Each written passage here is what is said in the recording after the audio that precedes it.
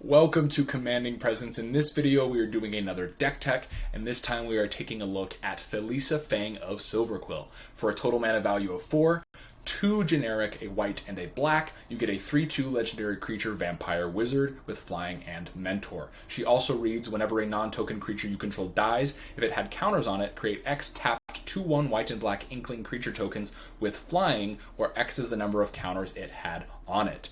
So why would we be playing Felisa, Fang of Silverquill over any other Orzhov token sacrifice commander?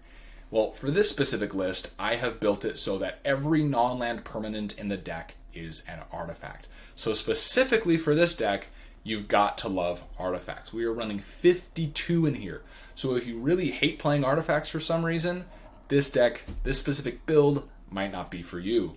Now, this deck is going to have some extremely explosive turns. We might not do much for a turn or two or maybe even 3 sometimes, but then following that setup, we are going to drop 10, 15, 20 sometimes flying inklings with 2/1 that are just going to demolish our opponents if we get to untap with them. We do have some ways to have them come into play untapped, and we will talk about those later. And finally, this is going to be different than any other deck you've played. Again, 52 artifacts. A lot of them cards you've probably seen before and just laughed at when you come across them in the scryfall pages. But here it is going to do absolute work. Before we get into the actual deck itself, I want to talk about a card that I see really high on the EDH rec page for Felisa, Fang of Silverquill, and something that I would like to see taken off of it entirely. I don't think that this card is good at all in Felisa decks, specifically this list, caring a lot about +1/+1 counters. And that card, as you might have guessed, is Black Sun's Zenith. Remember, Felisa cares about counters being on our creatures, so this might seem like, great, this is a board wipe, that when we kill our own creatures, we're going to leave a bunch of inklings behind, because they'll die with as many -1/-1 counters as they have toughness, and leave behind that many inklings. The thing is, with +1/+1 counters and -1/-1 counters, the interaction between them in the game is a state-based action. When there exists a +1/+1 counter and a -1/-1 counter on a creature or on a permanent, they'll cancel each other out and simply be removed. It's similar to kind of like the legendary rule.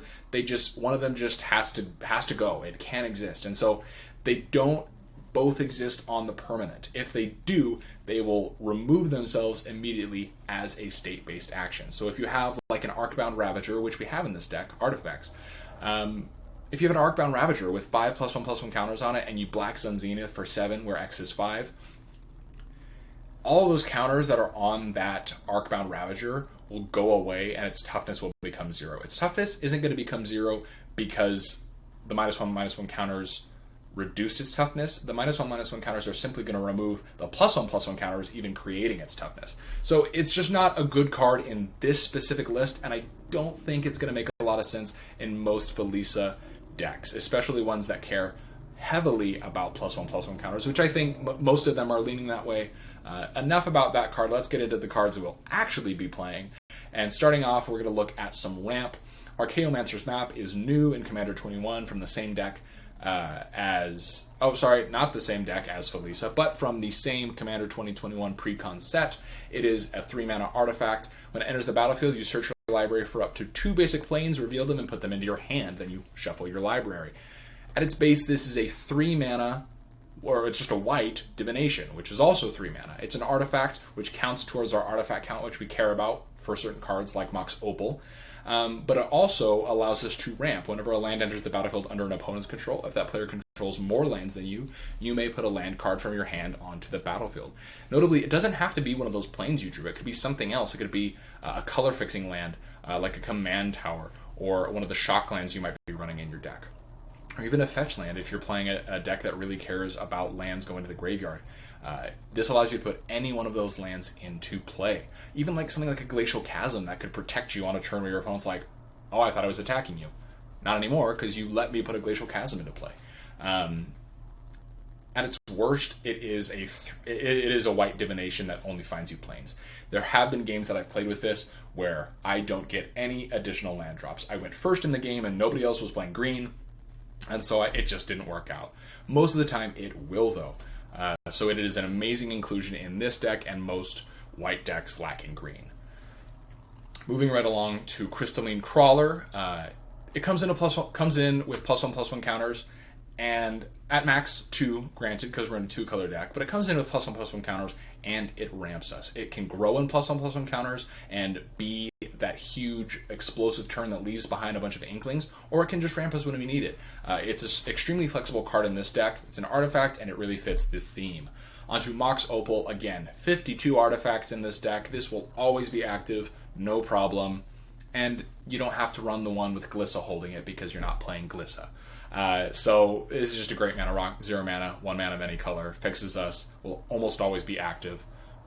Kind of an auto include in a 52% artifact deck.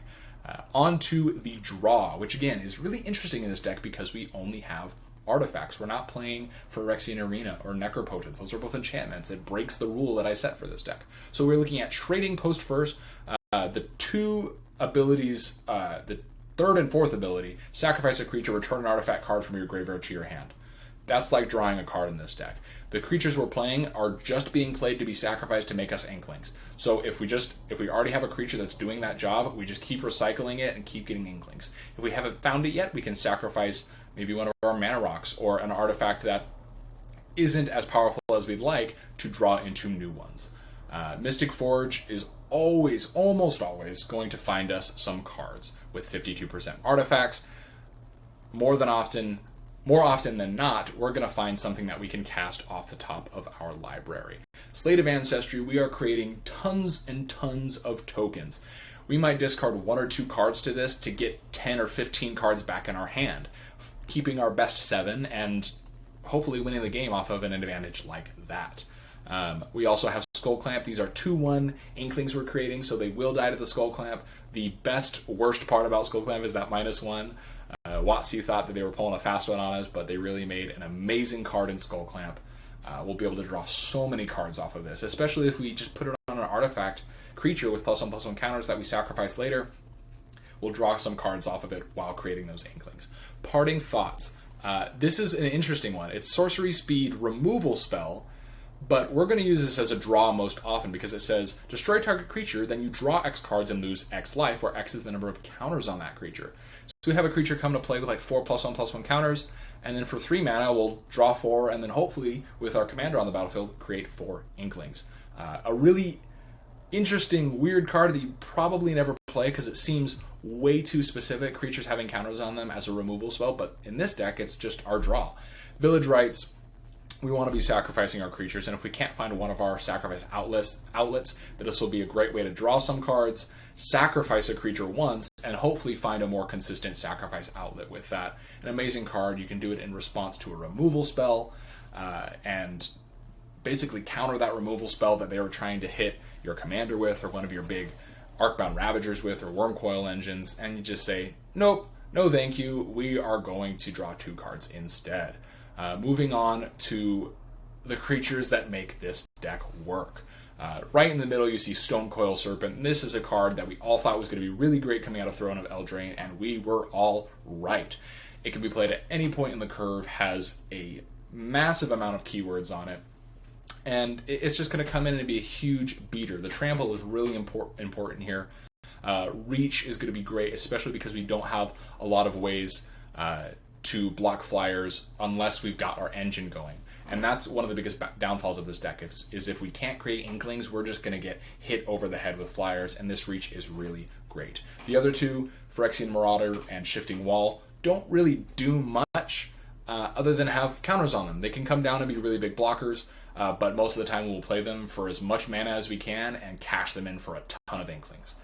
We also have some mana positive things like Clockwork Beetle. It's going to come in for 1 mana and give us 2 +1/+1 counters.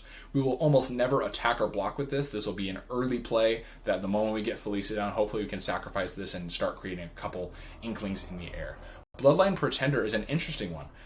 It comes into play, you choose a creature type, and whenever another creature of the chosen type enters the battlefield under your control, you put a +1/+1 counter on Bloodline Pretender. So this isn't something that we're going to sacrifice to create Inklings. It's something that we're going to sacrifice after we've created Inklings, and hopefully create a whole second army more of them. Say we sacrifice an Arcbound Ravager with 4 counters on it, and that we have Inkling named on Bloodline Pretender. This is going to get 4 counters, and then we'll sacrifice it and get 4 more Inklings. It's a really interesting card that I didn't think I would ever play, but in this deck it really works. Arcbound Ravager does everything.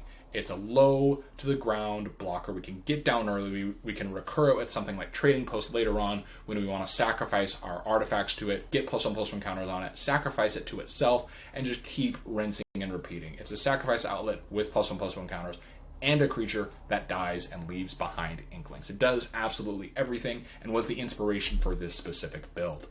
Moving right along, let's talk about these sacrifice outlets. Krark Clan Ironworks. It is so great to sacrifice an artifact creature that we have, get mana, play another X-costing artifact creature, and just keep doing that as many times as we can. We can get into these loops where we create so many Inklings with these creatures that we can sacrifice all our creatures and not worry about whether or not we're going to be defenseless because we have so many Inklings left behind. Throne of Geth helps us get +1/+1 counters onto our creatures while we're sacrificing our creatures. I know it says sacrifice an artifact, but again, all our creatures are artifacts, so we'll be able to sacrifice them. Ashnod's Altar is the star here. We can sacrifice our Inklings to it as well to create really big X-costing Stonecoil Serpents or Phyrexian Marauders, and we can get into a loop where we create an infinite amount because of the amount of mana we generate from Ashnod's Altar. Moving along, let's talk about some of the special miscellaneous synergy cards in this deck. We talked about getting these creatures down untapped and ready to block. Amulet of Vigor. It says it right on there. 1 mana artifact, whenever a permanent enters the battlefield tapped under your control, untap it. This is an absolute must include, I think, in any Felisa deck, regardless if you're playing an artifact strategy or not. For 1 mana, this effect is going to turn an okay kind of glass cannon aggro strategy into a really controlling Pillow Fort style, because you have all these blocking flyers that before were just attacking flyers that didn't give you blockers the moment they came in. Amulet of Vigor is just amazing in this deck, and really, like I said, an auto include. We are playing Aethersworn Canonist because we have 52 artifacts in the deck. I found that we wanted to slow down the game as much as we could, but we were so focused on our game plan of being aggressive that we couldn't do much with it. So Aethersworn Canonist fills that spot of a little bit more control. It is an artifact creature, and so if we get +1/+1 counters on it and sacrifice it, it can do that later in the game if we're trying to win. But early on, this is a great way to slow down our opponents and make sure we reach those explosive turns after a little bit of setup. Strionic Resonator doubles our explosive turns. The ability that gives us all the 2/1 Inklings is a triggered ability, and so we get to copy it with Strionic Resonator. Notably, we are not playing Lithoform Engine.